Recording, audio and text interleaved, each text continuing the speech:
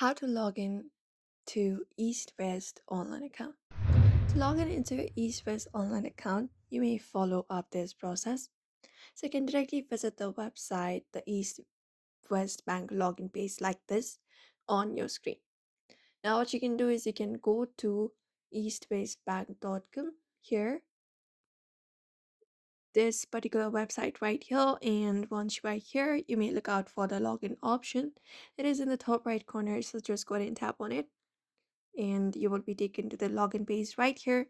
Now all you gotta do is use your credentials. So enter up your registered username in this field right here and your password in the provided fields.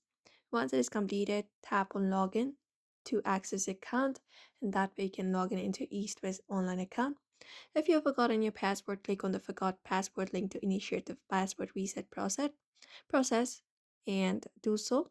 If you're not enrolled yet, you can tap on this enroll option right here and go ahead and create your Eastwest Online account at the moment. So therefore, if you'd also like to log in into your Eastwest Online account, you may follow up this process in order to do so. So I hope this information was helpful to you. Give it a thumbs up and subscribe for more tips and tutorials.